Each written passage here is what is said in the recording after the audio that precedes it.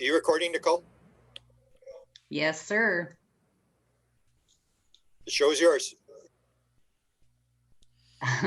Good morning, good afternoon, good evening, wherever you're at in the world. I'm Nicole Sakach, and I'm here with Grant Cameron and Melinda Leslie. And this is going to be our part 2 of 3 of our rumors and gossip. Oh, no. And Grant, I think you want to start us off with a slideshow. So yeah, let's. I want to sort of review because we had our show 1, which sort of got made some waves. And so let's go to. Can you see my presentation here? Yep. Yeah. Hang on. So here we go. I love that one. Nicole's little picture. There you go. So we have in the UFO community, we always have these things that are leaking. This is the To the Stars, the videos that came out.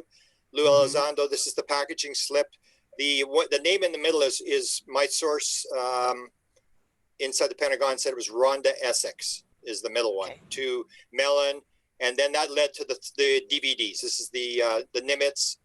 And now we heard the story, and as it was on our chat group this morning, it said there was like 500 people knew this story, that there was something was about to drop. And so Bob posted, our friend Bob McGuire posted a photograph in our chat of him on a ship, and he started talking about you can tell the structure down below him, that he's up on the tower of a submarine. You can tell in the picture it's a submarine. At least I can on my screen. So what we did last night is Nicole knows Bob very well. We brought Bob in, and he talked about this thing that he'd seen in classified channels, and had really maybe had something to do with this story that's supposed to drop, this new thing that seems to everybody in the UFO community seems to know about.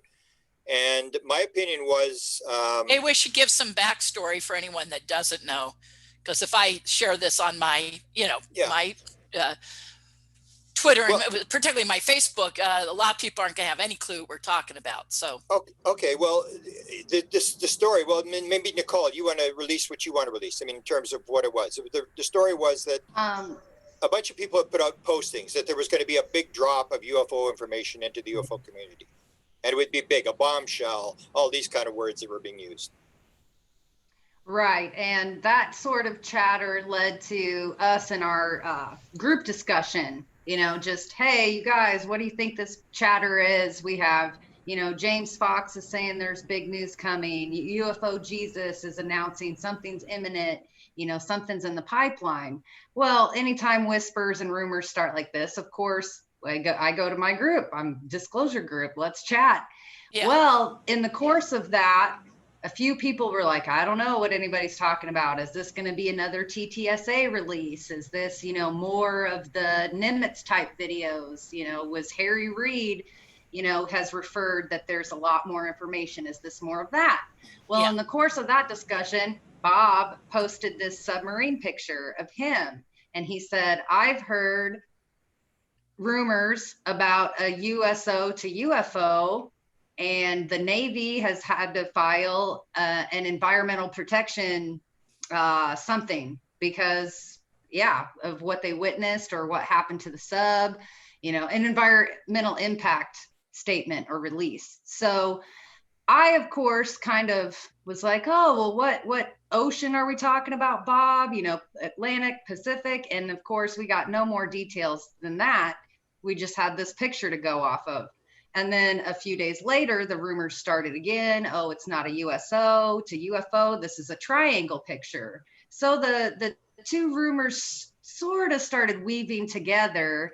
And then, back to Twitter, just people were talking. So we think it's a triangle. So we think it's a triangle that came out of the ocean is the story? Yeah, that's what Bob is reporting to us. Okay. And supposedly from an F-18, from a plane, and this apparently is the ship, or this is the submarine that was involved. So in the interview last night, he goes through what he knows, and he got it through. He saw it in classified channels, and a whole pile of people. He said, this thing was moving around, this photograph, And so we just talked to him about what he had seen, and he can't describe, what class, where he saw it because of the classification and stuff. And we just went through that whole thing. And of course it exploded like, this may be the same story somebody's about to drop. And it was kind of humorous. It's like, and my question was, well, who leaked the story? I mean, if you've got the story and you're going to drop it for a pile of money to some newspaper or journal or whatever, and then it leaks. I mean, who leaked the story? I mean, the people who have the story leaked the story. It's just the same as the New York Times. Remember the New York Times put out the story, and then they leaked it out, and then everybody started to talk, and then Blumenthal got very upset with people, like, be quiet, you're ruining the story, leave us alone. We're these reporters, and we're doing all this kind of stuff. And then when they dropped the story, they had to fix a bunch of stuff in the story that wasn't right. And that's the idea that gets me upset, is that people figure like, we're the researchers, you tinfoil hat people, just shut up and let us do what we're going to do. And yet when you leak the story, don't be surprised if it goes into the UFO community where we're all in COVID lockdown and there's nothing better to do. And we exchange the story. True. So that's true. Yeah. You had posted that in our group. It's like everybody's just bored right now, Okay. Well, I think, so I guess credit, if that's the right word, goes to the person that first said, hey, I've got this story, a photo was provided to me. And my understanding, that's Tim McMillan and his other partners, was it Micah Hanks and MJ Benias or whatever, on this new site thing they're creating or something, right? So but it's Tim that first talked about it, right? Okay, so it's his story. But once he went out and talked about it or mentioned anything, it's open range. Anybody can talk about it. I mean, I just saw that UFO disclosure Twitter just jokingly call him UFO Jesus, because that's what he was originally calling himself. But anyway, so that he put out a video, and so everyone's talking about this. Okay. We're not too sure who leaked the story on their part. We which are the ones that leaked it, but the fact is it leaked, and everybody seemed to know about it, and everybody seemed to be talking about it. And so we just went with Bob, and Bob basically told us very clear material that he had seen a photograph, and that he knows what the ship was. And Nicole, he asked him what happened, and he said it had dived or whatever. The thing had dived after this incident. So basically, that's the story from last night. The people going back and look at Bob telling the story. I recommend people go back and listen to what Bob said, for sure, as opposed to jumping to any conclusions. But it sounds like Tim already put it out there, so that everyone's talking about it. I don't know if it was Tim. I don't know if it was Tim. But anyway, whoever did it, but now it's expected. Once it's out there, particularly if it hits UFO Twitter and Facebook, everyone's going to be talking about it. That's, so once you put something out there, you got to expect that everyone's talking about it. And, and if someone's trying to create a buzz before their release of it or before their first publication of a journal or something, then, okay, success, you created a buzz. That should be celebration. Look, we got all these people talking about it. Oh, cool. Yeah, exactly. Okay, the other big story I want to just go over quickly, because I checked it this morning. This is another one that's rumored, and I guess we should keep our nose out of this one, but I've got my nose in this one too. And this is a story. Grant, when will you learn? Yeah, that's right. The last thing you should do is tell me something. Apparently, Stephen Greenstreet started this story. Was one of the first people to post this. And this is about this object in Utah. And Greenstreet is famous for asking Eric Davis, the story, asking him about the Wilson leak. Gets him on camera and asks him about the Wilson leak. So he's from the New York Post, and he posted this. And then you start seeing everybody started to pick this thing up. People are posting about Buzz Aldrin. That was in the Greenstreet Twitter thing. And then you see, this is the supposed video that came out that was being shown in one of the Great Britain things, where now the news stories are saying it's on Utah. It's in Utah, right? Am I getting that right? Yeah. Okay. Yeah. Yes. And so this is and apparently this is the helicopter pilot. Someone said it was the forest people or the forest rangers, park rangers guys. But from what it sounds like, this may be the helicopter guys. They saw this thing from the air. They were going after counting animals or something. And so then you see this thing, and you can actually sort of see it. Like one person says you can see the rivets in it. You can I see that. I just was going to say, there's a close up there. Like you can sort of see the rivets in the thing. So the question started to rise as to what this is, but the Telegraph picked it up. You can see the CNN picked it up, National Post picked it up, NBC picked it up, and they seem to be taking the story fairly serious. CNN, this is what CNN said. Officers from the Utah Department of Public Safety Aero Bureau were flying by helicopter last Wednesday, helping with the Division of Wildlife Resources count bighorn sheep when they spotted a shiny silver metal monolith sticking out of the ground. So CNN is taking this like it's a real story, and you even see the BBC has picked up the story. Yeah, can I comment? Yeah. I have a feeling I'm not alone on this. This is all really silly. I think this is a lot of to-do about nothing. A big to-do about nothing. I mean, okay, there's a silver column, in the Utah desert, and obviously it looks like, hilly, rocky area, okay. I would say, and a few people are saying this online, maybe art installation. I see that people are, suggesting that. Obviously, it brings to mind right away, the monoliths in 2001: A Space Odyssey. And Nicole, you were saying something earlier to me about a reference to another movie that it's similar to. Yeah, I've been reading some chatter online where they're comparing it to the robots that are in the movie Interstellar. And these are kind of wider, more rectangular shaped. And at various points in the movie, they can even open up like with arms or spin like a wheel. Like they're very, very cool and high tech. And supposedly they're based off of some virgin tech that we have now, because that movie is set in the future. But if it resembles that, and it obviously resembles 2001: A Space Odyssey, I think it's somebody's art installation statement, kind of an homage to one or the other or both of those movies, and that everyone's picking up and doing a story. I think, hey, kudos to whoever installed it. There again, it's like the triangle video. A buzz was created, so whoever put the first word out there, give yourself a pat on the back. Success. Same with this. Whoever made this, it's being talked about in the news, so that's going to make the value of your artwork go up. More power to them. But I think as far as like major news sources paying attention to this, other than an anomalous art piece that shows up, I certainly don't think there's any reason to think it has any connection to the UFO subject. And everyone can jump on me about that if they want. I mean, we got to investigate everything, but put it on Nicole's rumor show. Yeah, there you go. And put it on rumors and gossip. So I'll tell you. Go ahead. I was going to say, I'd like to just add briefly, there's no engravings on this thing. It's smooth, it's metal, there's not words. This isn't like a Georgia Guidestone scenario where this thing has kind of appeared and there's a message written on it.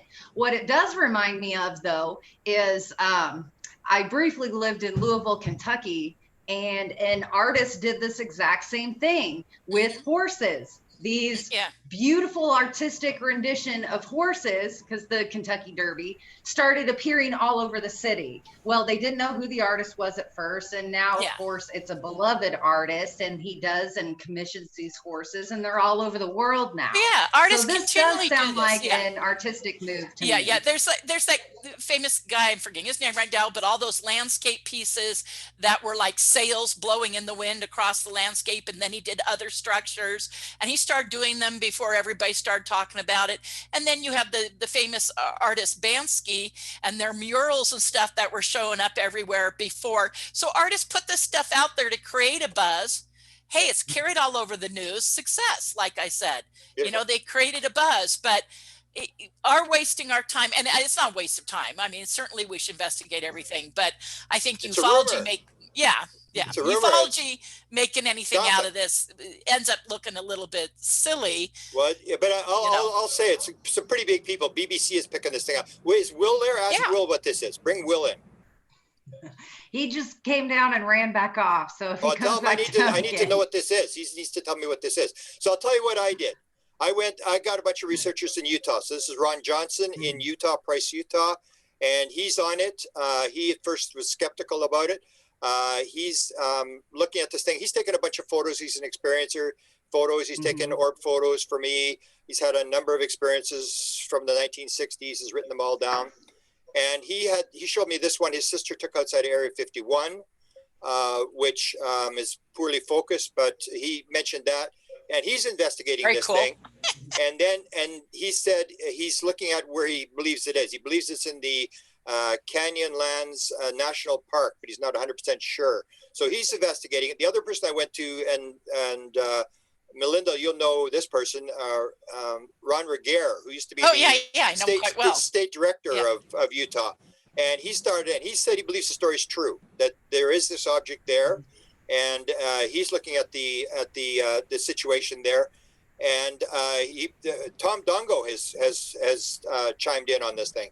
And he said, don't discount this thing. He talked about the wing makers. I don't know what the wing makers is all about, but he basically said, don't discount this. So we do have people on the ground who are investigating this. And in the Rumors and Gossip 3, we'll tell people what it is. Well, I'm one of those researchers, I'd love to be proven wrong. I can't say I know what it is. I'm suspect it's just an art installation, and, we're going to see more of them pop up or something. But being that I don't know, it's, okay, investigate it, and let's see, where it goes.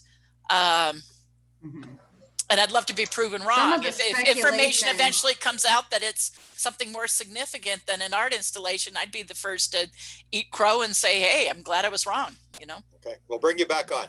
Some of the speculation that I've... Will do.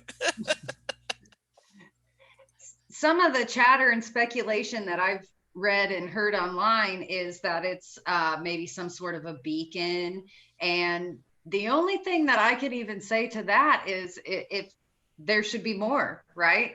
I mean, this is kind of in an isolated area. It's out there in the middle of nowhere. If this was put there to be found, and it's some sort of beacon, you would think we might find them across the globe at this point. So well, we'll see. That's why I said say maybe if more of them show up, but more of them show up, is that evidence that it's unknown, or is that evidence that it is an art installation? And like Bansky murals showing up, or the sails across the, the landscape. So are more things going to show up? So maybe it's just a wait and see where it goes. Does it turn out to be art or something more anomalous? But, I don't know, is there, it's curious. Is there radio signals coming off of it? Is there, an aura around it? Is it a magnetic pole? Like, there's lots of questions that we need to know. So we got people investigating. Let's go to Melinda and find out what Melinda's got for real news.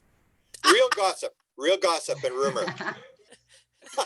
Well, actually, I don't have gossip and rumor. I've got, other than people, I guess somewhat taking my word for some of it. Oh gosh, where do I start? Where do you want me to start with, Grant? Well, Nicole, this is Nicole's show. She goes where she wants. Nicole, excuse me. It's the GNNN, the Grant well, Nicole should I first revisit it? Well, maybe we should do this. I can first revisit when Jim Sammy Van, for those who didn't see it, we had our disclosure panel, and our last one, I had called Jim Semivan with To the Stars ahead of time. Everyone out there, I think, knows by now that I'm, in communication with him. And I wanted an update from him to share with the panel. I know that's kind of my you're referring to our latest. Yeah.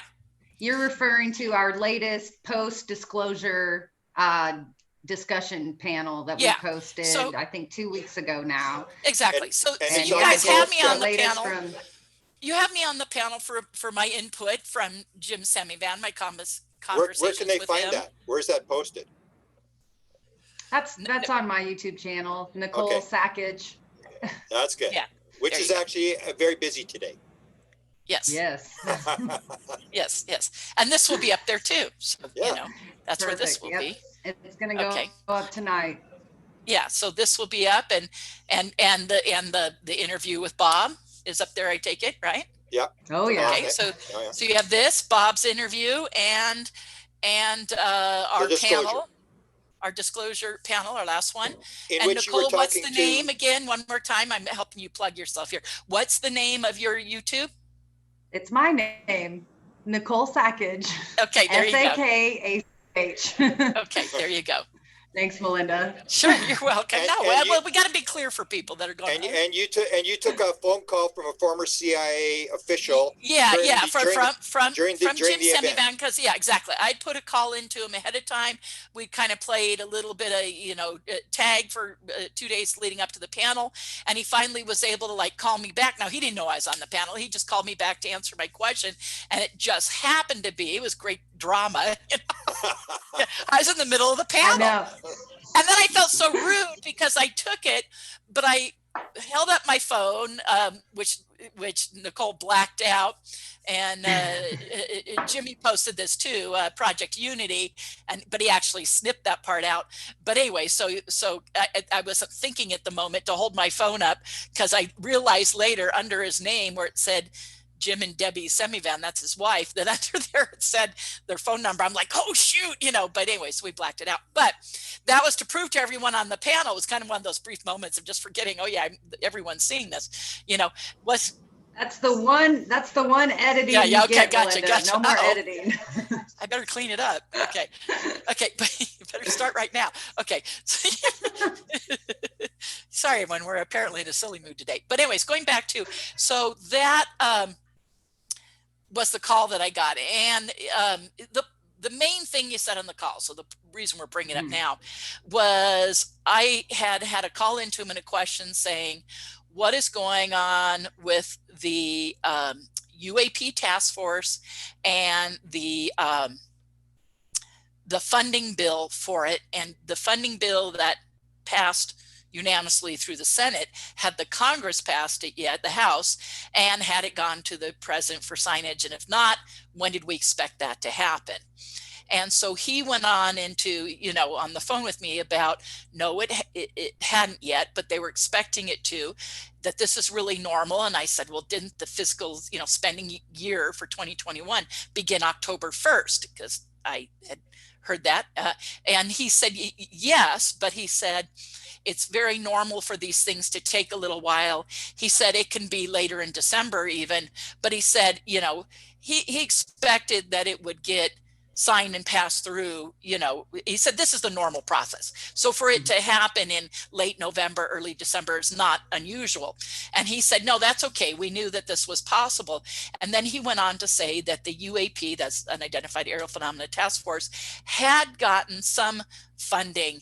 And then on our panel, so everyone could go back and hear this panel, I don't want to go into it now, but Bob McGuire gave a little instruction as far as how much funding and what you'd expect and how they got that, and that there's money left over and other things that can be siphoned off. So that way you're able to start something, especially since they thought the way these intelligence and military bills usually happen is they're put together by the Senate and Congress committees, and then, and so by the time they get to the president's expected just to sign them. Traditionally, he just signs them. He trusts that these guys and their committees have done their work. That's what they're there to do, and they generally just sign them with very little hang up over them, if any. But there is one over this, and I'll get into that in a minute, unrelated to the UAP stuff. But so he said, yeah, they got some of their initial funding, so they're functioning, they're beginning to work, but they need the rest of their funding, which gets into them collecting the various data from all the branches of the intelligence community and military. And this is written in the report. Grant or Nicole, under this, we should put a link to that report. And I have a link to just those pages. You know who did a really great overview, and I'm very happy to give him credit, of the report and the pages in it, and just an article just about it with the pages from the Senate report. Well, no, really great overview was Danny Sheehan. Not Danny Sheehan, Danny Silva. I'm sorry, Danny Silva. Gosh, you guys. Remind me to get more sleep and eat more protein. Okay. Brain glitch. Danny Silva, Danny's probably watching this going, really, Melinda, really?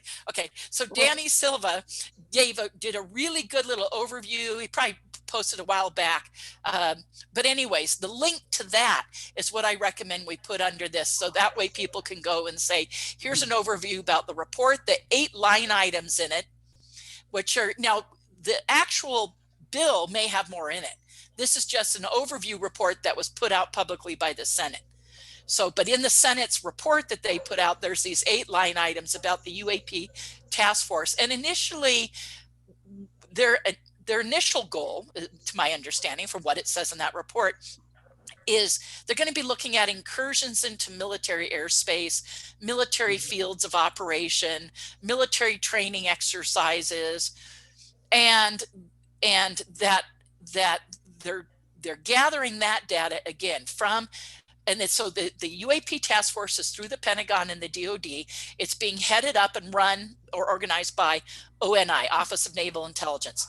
The reporting from the different agencies and everything and services, that they're gathering, they gather that together, they give the data to the DNI, Director of National Intelligence, and then the DNI then puts a summary report together for Senate and the Congress. That summary report from the DNI going to the Senate and the House is supposed to be the public report. Of course, it's well in line to item in there that there's going to be a classified annex. And Bob has explained that might mean things about ways and means, and maybe some foreign intelligence stuff may not go in the report. But otherwise, this data and this summary is supposed to be there. Well, anyone in the UFO field knows when you're talking about incursions into military airspace, military fields of operation, military training exercises, you get all the flyovers and involvement in the turning on and turning off nuclear weapons and missile storage facility stories. I mean, we all know we're talking easily thousands of incidents of these kind of things happening and incursions into military airspace and military bases and everything. So you go, and maybe it's military bases and their involvement in going out and doing crash retrievals even, because you get to Roswell and everything else. So maybe some of that's in there, but at the very least, the airspace incursions, but the airspace incursions include the turning on and off of nuclear weapons and everything. So I guess we're all waiting to see what could be in this public report. But anyway, so that's going on. Now, that's what Jim called to say, it hasn't passed, we're expecting to, this is normal, and this is what we think is going to, proceed. And it'll go through. And I said, when does the 180 days, because it's supposed to be that they have 180 days to present this public report. And he said, well, unless the House gives it more time or anything, but he said, as it is now, it may stay in there. And he said, as soon as the president signs it, as soon as he signs it, boom. It's like he said that next day, the 180 days begins. And he says, that's why they're working, the UAPTF is already working with the funding that it has to already start this. So they're not, so they're ready to hit the ground running with it. And so that's what he explained to me. And that's what I came back onto the call and shared. Now, I do know this, that here's a little snag where everyone's talking about this on UFO Twitter and out there on Facebook a little bit, which is, and it's all over the news, that it's understood that Trump is holding up the NDAA, which I think, someone correct me if I'm wrong, is that National Defense Authorization Act? Grant, we can't hear you. Grant, you're muted. Yes. Yeah, I think you're right. Okay. So my understanding, and he's holding up signage based upon one thing, apparently a promise he made, Trump, right? He made a promise in his, running again, that he wouldn't agree to the changing of military base names with Confederate names and the removing of those Confederate names and renaming those bases. So, but he's holding it up because apparently that's in there, which was unanimously voted on by the Republicans, by the way, to agree to that. So it's all unanimous in there that they're going to change the names of these, bases with Confederate leaders' names. And Trump said, I'm holding it up over that. So, no, we're not going to make any political statements here, but other than to say that's why he's holding it up. Now, everyone might hold their feet to the fire and he might give and sign it, or it goes back to the House and the House says, fine, we'll remove those, because as soon as Biden comes in, in week 1 or week 2, he could sign an executive order changing, saying we're going to change the name of the bases again. So we'll see what happens, but that's what's holding it up right now. I suspect the House will say, fine, send back another version, because this is holding up all sorts of military projects, intelligence projects, and their funding, So either that will happen, or they'll knuckle down on Trump, and he'll sign it. So we'll see. But that's just a little additional snag. It sounds like it came to him and he would have signed it, So anyone else out there, if you know more specifics about this, please contact one of the three of us, give us clarity. And the next time we do a panel, or the next time you guys do one of these, you can give a little update about that. But there's something I fell upon. Now, I think this is why I'm here today mostly, is I think Grant wanted me to comment on something I stumbled on online. On my phone here, I'm an Android, and I get the news feed that comes with my phone. My phone's doing so many weird things right now. I'm trying to get out of something. Okay, there we go. It's called the Flipboard briefing. It goes through, right? Okay. And right now it's your common COVID vaccine questions and then additional news things. Okay. Well, I had seen on there, and it just jumped out at me, something that came up that was a technical article. Come on, phone. It's always when I want to bring this stuff up quickly, because I want to get to my notes and refresh my memory here. So hang on, if I can get to it quickly. I can. There's been a lot of stuff. I wrote something up on the fly in our disclosure discussion on Messenger. And meanwhile, all these other things we've covered already today have gone blah, blah, blah, blah, blah. There's been quite a bit of talking in there. And so I need to scroll up to this, but I want to get to it. I'm almost there. God, we really have been doing a lot of talking. Sorry, guys. I was going to have written notes in front of me, but you guys, I ended up having a bunch of clients I was meeting with before this, and time went poof, Okay. So I'm going to kind of read this. I'm going to paraphrase this because it's going to be easier than, I think it'll be quicker. So in the middle of a conversation we were having, I said, sorry to change the subject, but I just fell into something interesting. I was glancing that morning, so this was, I guess, yesterday morning, at my phone's news feed, and there was an article about Chris Krebs firing. Yes. And Krebs we mentioned this yesterday. Yeah. Okay. Said it was the and Bob wanted you to talk election about it. ever. And he was the head, I'm forgetting the exact title, and I'm sorry, it's just, I don't have it written here, but, heading up the voting regulations with the intelligence community. Okay. And said it was the safest, voting we had. So you guys, this is major news. Everybody knew Trump fired him after he said that, because Trump had put him in that position. And then when he said it, he fired him. Okay. So this tech feed came up, and it mentioned Chris Krebs firing. And the article was in the MIT Technology Review Journal. So that's where it appeared. And I didn't know what drew me to it, other than the title made me wonder if Chris Krebs was being offered anything by Biden, because of what happened. If Biden said, look, you should be the director of this, I want you to remain, or something, I just was curious. So I started looking at it. Well, something, I roughly was glancing at it, and something jumped out at me. And there's this paragraph that read in this article, again, in the MIT Technical Journal. Okay. It said, chaired by the independent Senator Angus King and the Republican Congressman Mike Gallagher, Solarium, which is a company that was being talked about in the article, Solarium aims to make the CISA the leading cyber security agency in the federal government. So that's what he was heading up. And they said they want to make it the leading one in the federal government and for private companies in the US.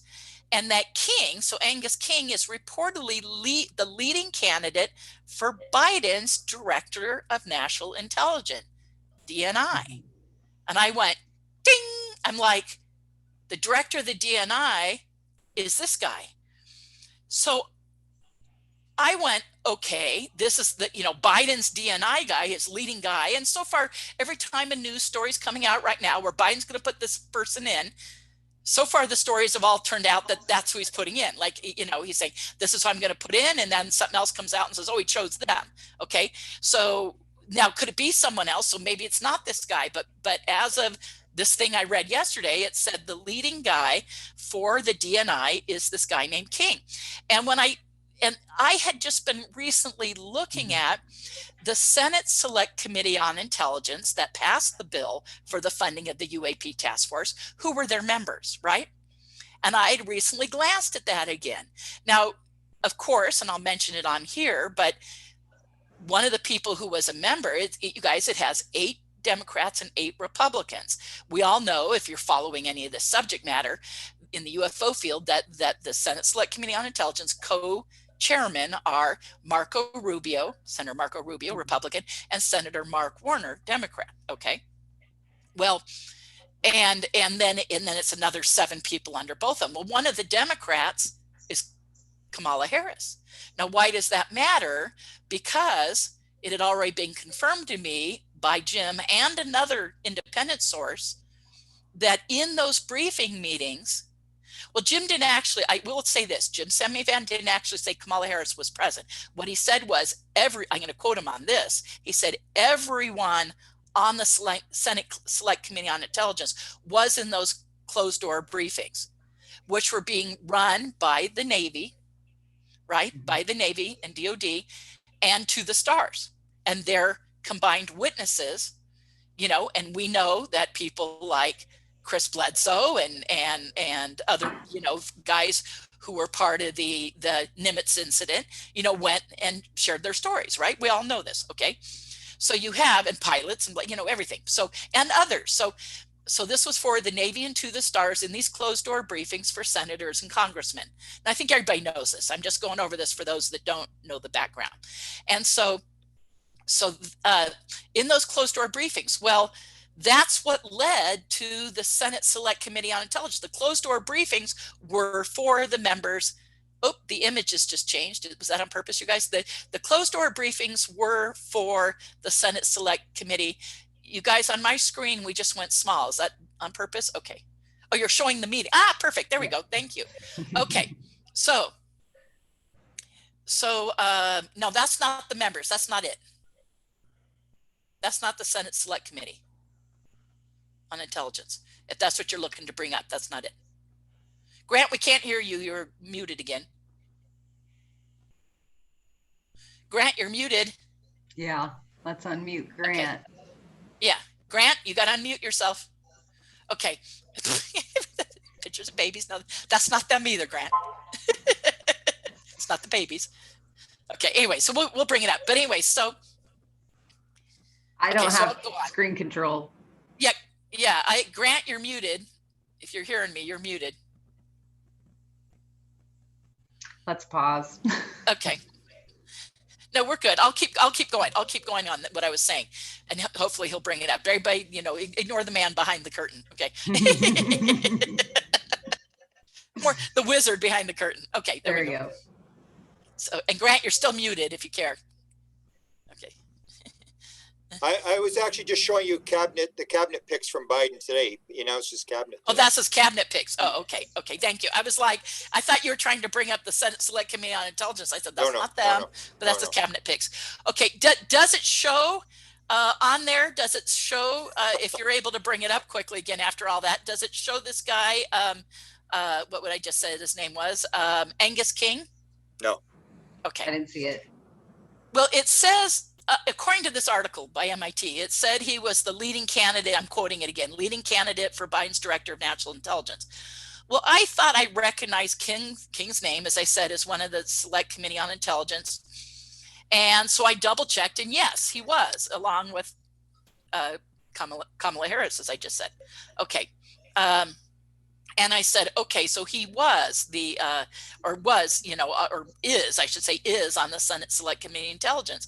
And I said, wait a second, all these guys were briefed. According to Jim, every single one of them was in on at least some of the briefings.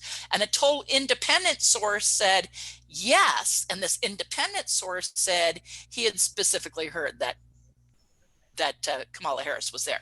And so I'm going, wait a second, you're telling me in on the Senate Select Committee on Intelligence that passed the bill is the future director of the DNI who's supposed to put the report together that their bill is requesting? And I went, ding, ding, ding, ding, ding, ding. Wait a second.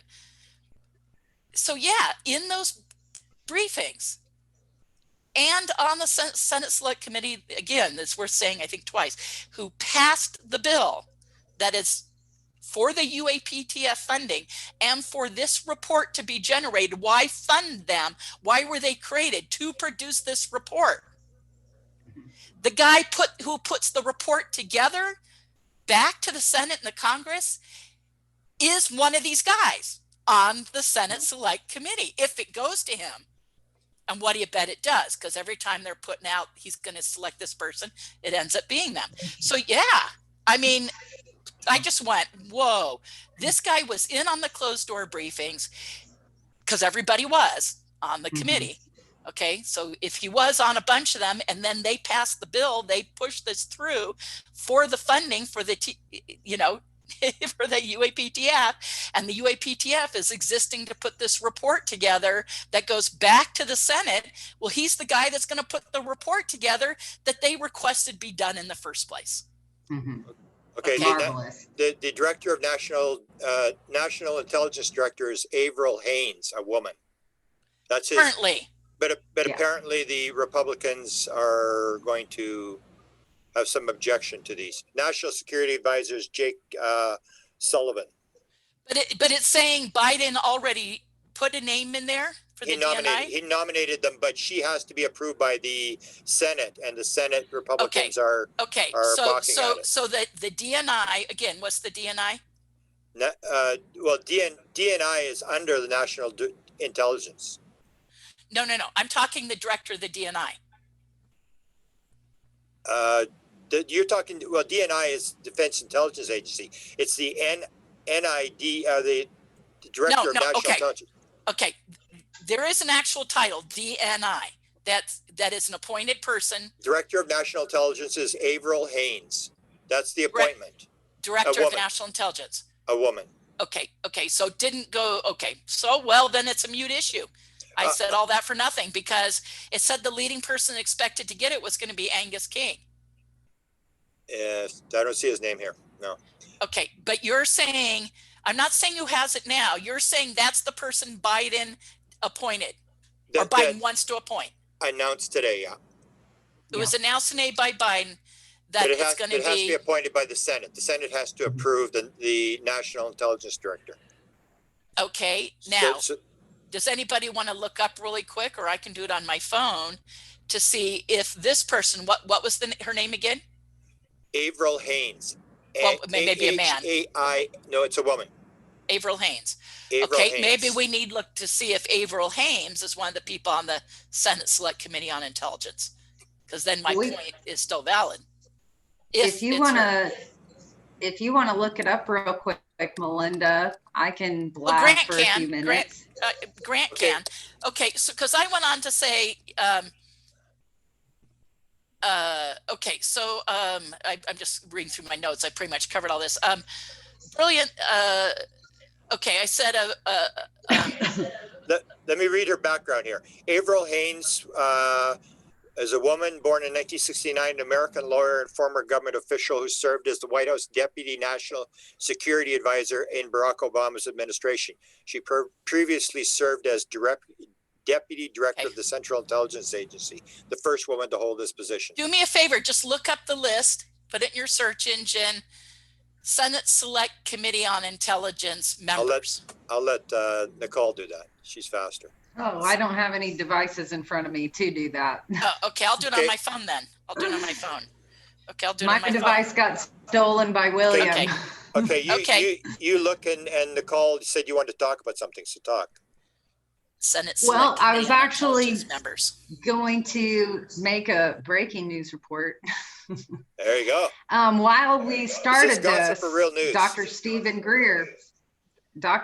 Greer has posted while we were recording this. It's titled "New Witness Testimony: Craft Pulled from the Ocean." I haven't watched it yet, but the description says, "For the first time ever, you will hear the incredible account of a new top secret clearance military witness about the retrieval of an ET craft. This person was there in person to witness an amazing retrieval event. This witness comes forward for the first time ever to discuss what they saw. The witness will speak with Dr. Greer and reveal both identity and what was found." Wow. Dun, dun, dun. I'll put a link to that. Well, you guys, hang on. Somebody sent me a link, and I'll look to see if I can find it. He has it posted right now. Okay. Somebody's sent me a link to an article that appeared in, it was either UFO Magazine or the UFO Magazine UK. I'll find it in just a second. And there was an old article all about this. This is an old story that one of those UFO publications did a major long story. I mean, long time ago, all about this. And it was the magazine that month was focusing on the alien abduction subject, and had major abduction researchers being interviewed and stuff. But there was this totally separate story, but it was many pages long with pictures and everything about this disc in the ocean, and that it was fished out. And the ones able to respond to it the quickest were apparently what you just said, was it the Coast Guard or whoever it was, but they responded to it. It says there in Greer's article too, and retrieved it, but at the request of the military said, "Go get this," and then they, after retrieving it, hand it right over to the military. And so that's the story. But it's not a new story; it's an old story, which makes me wonder. And I'm wondering if either of you know why Greer suddenly talking about this. Oh, I know why. Because one of the guys involved in the retrieval process apparently told him that he was a witness. But it's not a new story. It's an old story that was researched and investigated extensively in one of these major UFO publications. Well, he's speaking on camera and revealing his identity and what they found. That's what this video, so I think the interview is posted. That one of the guys involved in the retrieval has come forward to Greer. Yeah. And has he gone public, or is he about to go public? I think it's public now. What I'm seeing, I can't listen to it because I'm listening to you guys. They're sitting down together chatting by the way, on camera. There you go. Just because we were, to go back to what we were talking about, like I said, Mark Rubio, Mark Warner, and then you have Republicans are Richard Burr, James Reich, Susan Collins, Roy Blunt, Tom Cotton, John Cronin, and Ben Sasse, I'm not sure how to pronounce his name. And then the Democrats are Dianne Feinstein, Ron Wyden, Martin Heinrich, Angus King, Kamala Harris, and Michael Bennett. So it's not, so it didn't go to one of their own committee members. So apparently that's now a mute story. So that's okay. Hey, we learn as we go. Possibly. It still has to be approved. So if it goes back to this guy, then I think that's fortuitous for disclosure, that the guy who had the idea, one of the people involved with the idea to have the UAPTF report back to them and get the funding and everything for it might be the guy who's the director. But it sounds like if they do approve this woman, then it was never mind. It becomes a mute issue. Yeah. Here we go. But that's right. Hey, you learn as you go, you guys. We're doing research as we go, and that's how fast. I think it speaks to what's going on in the field right now, to have something change over this fast, and right here to have us, verifying something and learning, something we learned is not correct. And even like that happened with that triangle story and everything. So you guys, we're learning right now. It's like, okay, that there's things happening in the field. We're all following it. And you got to be willing to be corrected. I can go, hey, okay, it's not that guy. Okay, the point I was going to make is Melinda, the event, hang on, am I muted again? The advantage that you have is that you have contact with Jim Semivan, who can give you a clear insight as to what's going on. Because we can speculate all we want, but he would definitely know what is exactly happening, and he can sort of direct you. You would think, but sometimes he says to me, he goes, Melinda, hey, right before, the reason he didn't get back to me right away, right before the panel, is he had family from out of town. He's got COVID. I mean, he doesn't have it. What I'm saying is he's involved in all that. And he said, finally, family we hadn't been able to see in a long time was willing to risk, and we got together and blah, blah, blah, And so that's another reason why we're not getting constant stuff from To the Stars. I tell everyone, and I've been saying is, I want to show everyone, I'm like going to sit on my hands. It's like we're all sitting on our hands right now because of COVID. So many things are on hold, and things that were planned to move forward and this and that. I mean, we all know every UFO conference, boom, poof, gone. Every meeting, every support group thing, boom. Nothing's happening unless it's happening online, and thus we're following all the developments in the story, but some of them we're not able to get answers yet from, because everything's on hold, and again, these stories are changing so rapidly. So, that you just witnessed that in action. We're willing to be corrected. I mean, if Biden's pick for that was just mentioned today, and I was saying everything I was saying based upon a story from yesterday, there you go. That's how fast it's changing. Okay. Well, you get back to Jim and see what he says.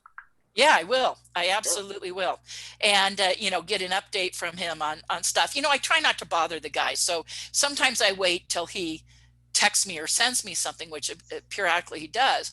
But if we are doing a panel or event, I can call him, especially if, I'm not going to call him constantly, but it's been a couple of weeks since we talked. So if we, have something like that planned, I will certainly get another update from him beforehand. Good. Beautiful. Nicole, have you got anything else?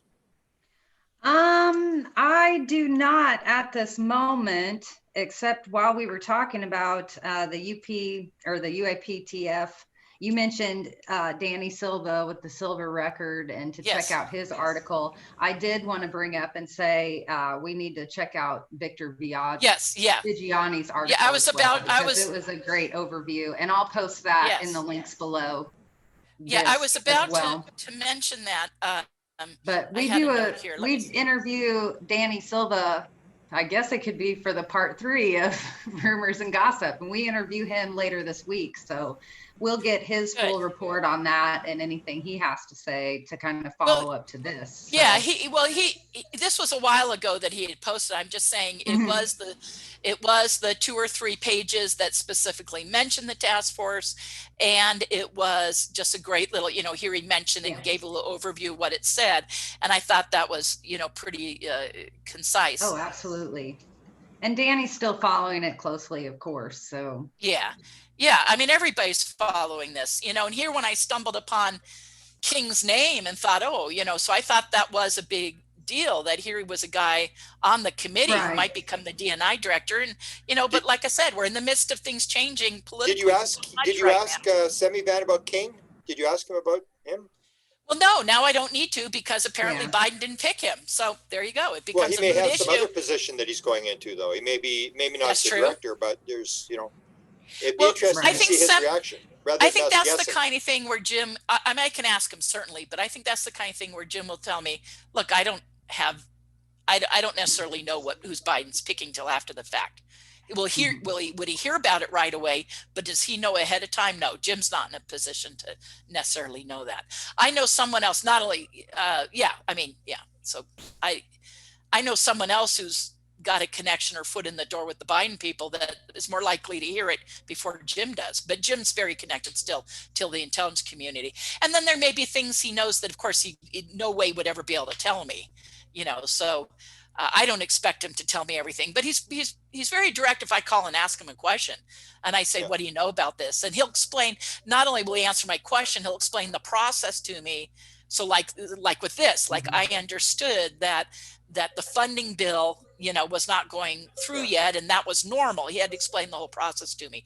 But, hey, you guys, Bob McGuire is really good about explaining these processes to us when it comes to the intelligence community, how they do stuff. Mm-hmm. Whenever Jim tells me, I hear it from Barbara, I'll hear it from Bob, and then I'll hear it from Jim, and they're saying the same thing. Yeah. Wonderful. Yeah, it's important to have these people who are in the system and who know how it works to give us advice as to what's going on, rather than us guessing, because we really don't know how the system really works. Because as I think Jim pointed out, and as Bob pointed out, it's a very complex system and has a lot of rules and regulations, and you have to know how to operate in there. Even if you know how to operate, you still may not be able to get what you want. Yeah, absolutely. Yeah, absolutely. But hey, it's great in the community that we do have these people that are willing to at least explain to us how it works, like you just said. Okay. Any other gossip for us? Actually, I might have a snippet. Here we go. And this will take us back to the beginning of the disclosure discussion groups and our panel that we brought together. And I've heard whispers that the return of the Eric Davis notes and the Wilson document leaks might be on the horizon through official government channels, that they've been taking a look at it. They know about it, and some more information might be released. I won't say through TTSA, but I heard certain members of TTSA have been talking about the Wilson documents and the Eric Davis notes. So there's that'll a cliffhanger. be to be continued. Yeah, there's That's my cliffhanger. That's the end of the end of the story with that. There you go. And you're going to get Greer on tomorrow to discuss this other story? I'll email him. Yeah. No, but good luck actually, with that. I guess that's another little snippet that we could throw in. Greer has launched his new red carpet event for his CE5 movie, and a couple people from the community, Third Phase Moon and Goofon, kind of collaborated together, and they got an exclusive interview with Dr. Greer. We'll comment on that. He brought up, within the first few minutes, the question was posed, is President Trump, and is he going to disclose anything before the new administration comes in? And Greer said he thought it was, and I'm not a direct quote, he said he thought it was unlikely, but he has heard that there is, or he said that he heard he could disclose something before the 20th. So I'll post that link as well. I'll share, it was actually Rich Giordano who asked the question to Greer. So I'll share the Goofon link below as well. And it's within the first couple minutes of it, if anybody wants to check that out. But I wanted to duly note that because Dr. Greer has made some predictions in the past, and he's always, been at the forefront of the people's movement and disclosure. So yes. He's got ears on the inside. Well, so I don't think anything, and this got talked about in our discussion group, and a couple of people chimed in that I think we were unanimously on not expecting anything to happen before the 20th. I don't think anything's going to happen till this public report comes back, which goes back to the UAPTF report and coming from the DNI back, the public report. So I think, and that date has obviously been pushed back till once things are signed. If it remains 180 days to achieve that, which isn't much time, but any overview, I mean, any public report saying we've been studying UFOs is a form of disclosure. I mean, we've kind of gotten little bits and pieces like that already over this last year, but that's a huge step, because if it comes back from the intelligence community and the Navy and the DNI to Senate and Congress, and here's a public report about what's known about incursions by UFOs, UAP, into military airspace, et cetera, like I said earlier, you guys, that would be huge. That's, we went from tugging at the string on disclosure to it'll start to unravel. I mean, that's, there could be so many cases, so many stories in that. And I go back to something Jim Semivan did tell me a long time ago. I bring this up repeatedly, but to keep it fresh in everyone's mind, that he said, I said, what happens then? How do we know it doesn't become the new Project Blue Book, the new Condon, the new, this is it, that's all we know, there is no more? And how do we keep it from dying there? And he said, we have our foot in the door, meaning To the Stars and those people and their witnesses and everything. He said, we're going to, when we see what's in that report, we're going to say, now look deeper here. Now look at this part. You know, this is what they're not telling you. And we're going to cause them. And he said, there will be, it's not just one report and it's done. He says, that's the beginning of the process, where then they get sub reports from from each branch of the intelligence and the military, not just an overview. So he says, that's the beginning that causes them to ask for more. And he said, so that's, and he said all along, and I said this after the phone call last time, this is not To the Stars that's driving you guys. It is the DOD and the Navy. The Navy's behind this. And, Bob just said in our group, he was saying in our private messenger thing, he was saying they're concerned, now, and then tying into what you just said about Greer's whole thing is, well, we got to be concerned because the intelligence community has been putting this through the Trump administration, now the Biden administration. It's a threat, it's a threat, it's a threat. But I've gone to Jim about that, and other people have gone to other folks into the Stars, and they say, that's how we got them to pay attention, these closed door sessions, but that is not our intent. Right.